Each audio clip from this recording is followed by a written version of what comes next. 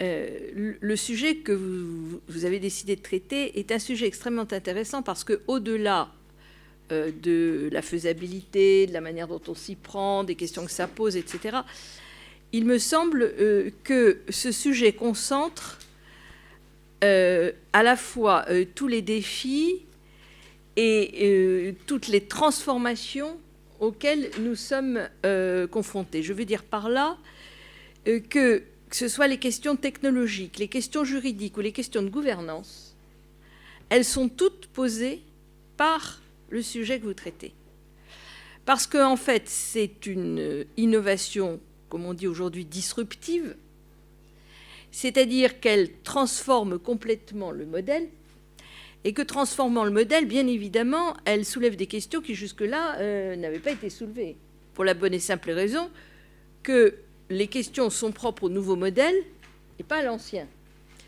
Et ce que je suis en train de dire est bien entendu vrai pour le technique, pour le juridique et pour la gouvernance, et je voudrais dire quelques mots sur chacun de ces 3 points.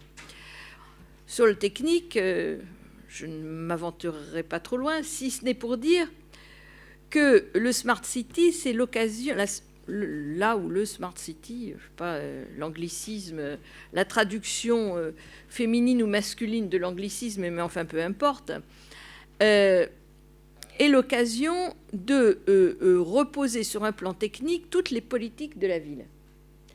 Alors, c'est bien entendu la gestion de l'énergie, c'est la gestion des bâtiments, c'est la gestion des transports, c'est la gestion des déchets.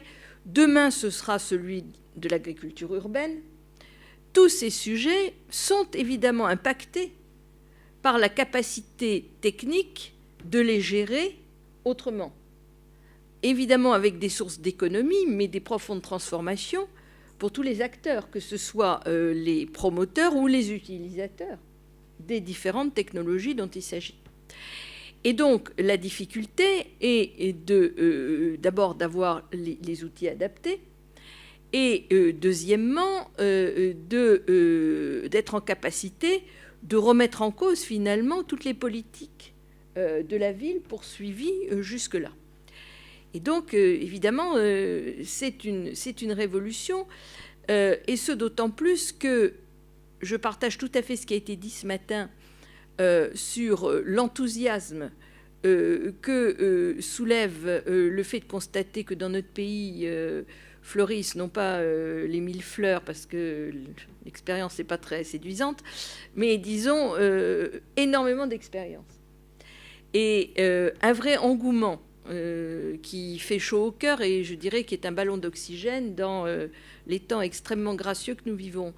Quand on voit qu'il y a 1 million de gens qui sont allés voir Demain, le film Demain, qui n'a pas bénéficié du lancement hollywoodien des grandes séries américaines, ça prouve bien que ça plaît et qu'il y a une attente, il y a une appétence pour cette transformation. Sauf que nous avons beaucoup de mal en France à massifier. Et c'est vrai pour la Smart City comme c'est vrai pour les autres domaines.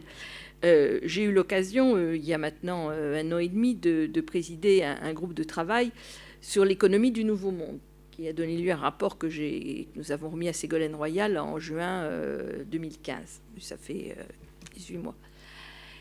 Et une des difficultés que nous avions relevées sur cette économie du Nouveau Monde, dans laquelle, bien entendu, il y avait en totalité le sujet que vous traitez et quelques autres, c'était la question de la massification. C'est-à-dire qu'on voit des écosystèmes qui, localement, fonctionnent très bien, sauf que nous avons une très grande difficulté à massifier et à permettre de ne pas toujours réinventer la roue.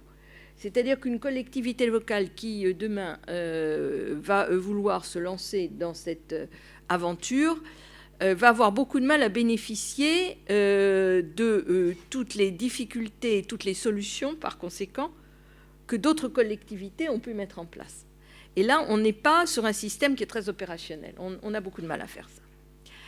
Et je pense que la Smart City est effectivement un lieu parfait pour pouvoir le faire. Parce que l'innovation, elle vient aujourd'hui des collectivités territoriales et des écosystèmes territoriaux dans lesquels se marient le public, c'est-à-dire les collectivités, les entreprises territoriales et la population, les citoyens consommateurs. Et chaque fois que cet écosystème se met convenablement en place, c'est un succès, incontestablement. Et c'est un succès, et je dirais que c'est un cercle vertueux. Parce qu'à partir du moment où un système est proposé à nos concitoyens et qu'ils y adhèrent, eh bien, évidemment, ça fait boule de neige et ça marche. Tandis que si les gens n'adhèrent pas, vous pouvez mettre en place tout ce que vous voulez, les élus de la salle le savent, ça ne marchera jamais. Donc c'est mais je reviendrai sur ce point, c'est une autre manière de décider de gouverner. Deuxièmement, c'est un sujet qui pose des questions juridiques complètement nouvelles. Vous avez abordé tout à l'heure la question de la souveraineté des données. La question de la gestion autonome, alors je vais élever un peu le sujet et puis j'y reviendrai, des données est à mon sens quelque chose d'aussi important. L'autonomie du digital, c'est aussi important que l'autonomie alimentaire ou l'autonomie énergétique. C'est du même ordre. C'est du même ordre parce que tout simplement, c'est la condition de l'avenir de notre développement économique et de notre indépendance, ou au moins notre autonomie, disons. Parce que parler d'indépendance dans un monde mondialisé, il ne faut peut-être pas exagérer, mais au moins de notre autonomie.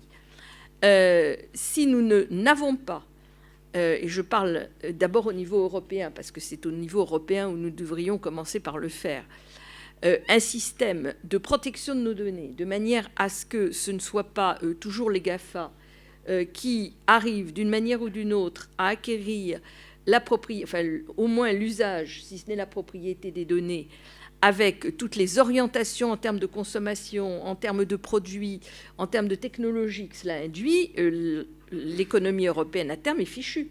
C'est une évidence. Donc la conquête de notre autonomie digitale est quelque chose de fondamental comme notre autonomie énergétique et comme notre autonomie alimentaire. Alors, ce que je dis au niveau général, me semble-t-il, est parfaitement transposable au niveau local. La question de à qui appartiennent les données est quelque chose d'extrêmement important.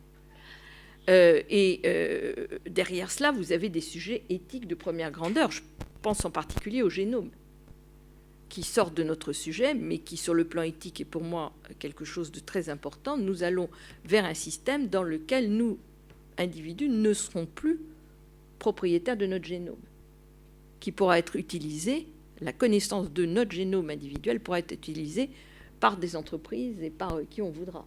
Ça, c'est un sujet absolument majeur, assez terrifiant, mais majeur. Donc, tout ce sujet autour, quels que soient les développements, quelles que soient les applications, la question de à qui appartiennent les données, qu'est-ce que moi, comme individu, je peux revendiquer comme droit sur ce qui est moi, en propre, ce qui est ma vie. Vous disiez ce matin, Dame disait, moi je ne veux pas qu'on sache si je suis chez moi ou si je ne suis pas chez moi. Oui, mais il y a encore beaucoup plus grave que ça. Donc là, je pense que ce sont des sujets essentiels sur le plan juridique, qui ne sont pas tranchés ou mal tranchés. Et je pense que le développement des smart cities va contraindre à avoir un débat juridique et des textes sur ce sujet-là, qui est extrêmement important, la propriété des données, le secret des données. Tout cela, ce sont des sujets essentiels. Ensuite, il y a aussi la question de la liberté qui va se poser.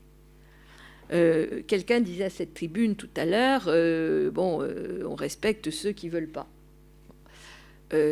Jusqu'où va aller ce respect ? Jusqu'où va aller la liberté de ceux qui ne voudront pas ? Vous savez qu'il y a aujourd'hui de plus en plus de réflexions et de débats autour des ondes électromagnétiques. Et nous avons, ça existe, il y a des gens qui ont une hypersensibilité et qui ne supportent pas les ondes.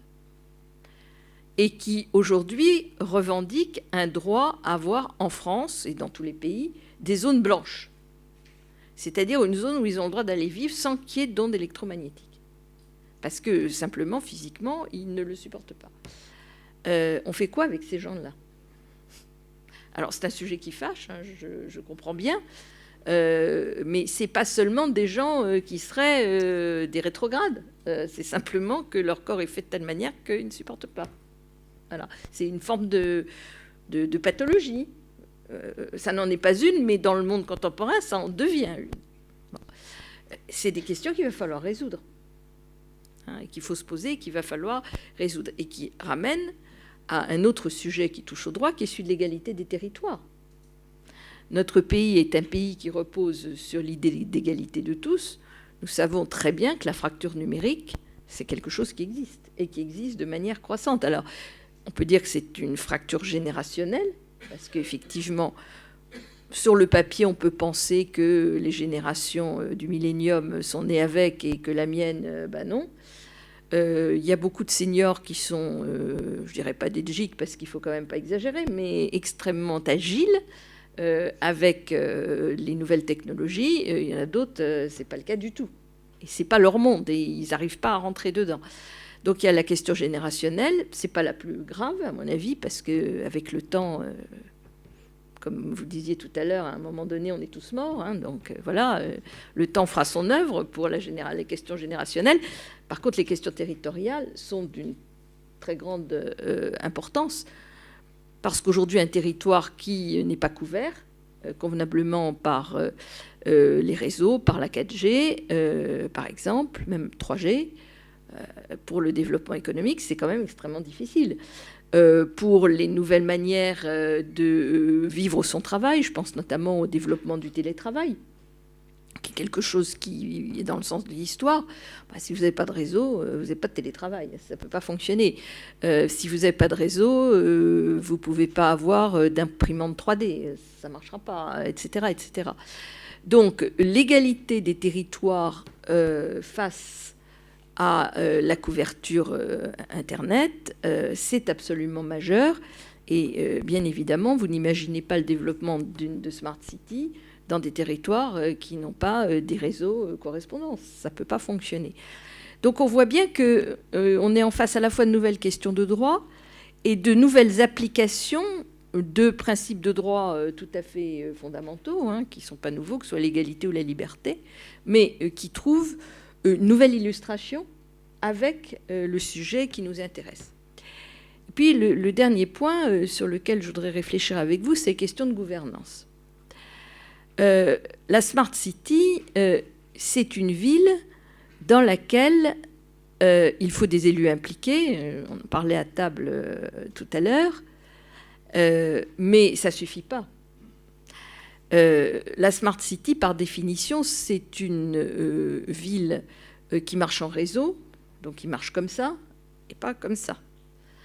Par voie de conséquence, une ville dans laquelle les rapports entre citoyens et décideurs, entreprises et citoyens, entreprises et décideurs, sont forcément des systèmes circulaires et pas des systèmes top-down. Et donc, obligatoirement, on va vers un mode de gouvernance qui est autre.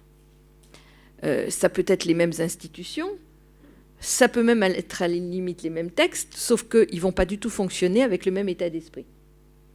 Tout simplement parce que le succès de la Smart City, c'est l'implication de tous dans le système. Et si la population est réticente, ne veut pas entrer dans le système, ne veut pas l'utiliser, n'adhère pas, ça ne marchera pas. Il ne suffit pas d'avoir des bépos, d'avoir des bâtiments formidables qui vont faire de l'énergie positive. Tout ça, il faut que les gens adhèrent et rentrent dans une autre logique. Que ce soit l'économie circulaire, que ce soit les circuits courts, que ce soit tout ça, c'est une autre logique. Et cette autre logique, elle ne peut être que partagée. Et donc, ça ne peut pas être quelque chose qui vous est imposé par un maire qui, un matin, en se levant, a décidé que ça allait être comme ça chez lui. Ça ne marche pas. Voilà. Et donc, ce que je trouve absolument passionnant dans cette démarche qui est la vôtre, c'est précisément toutes ces innovations qui démontrent une chose. C'est que les innovations disruptives dont je parlais tout à l'heure, ce ne sont pas seulement des innovations technologiques. Quand on parle d'innovation, généralement, on a dans la tête nouvelles technologies. Mais ce n'est pas vrai. Les nouvelles technologies, oui, mais ce n'est qu'une partie du sujet. C'est les innovations sociales, sociétales, qui vont accompagner la technologie. Et même parfois qui vont la susciter, parce qu'on est dans un cercle. Et que donc les nouveaux comportements qui sont induits par une nouvelle technologie peuvent eux-mêmes être à l'origine de nouvelles technologies répondant mieux à ces nouveaux comportements et ainsi de suite.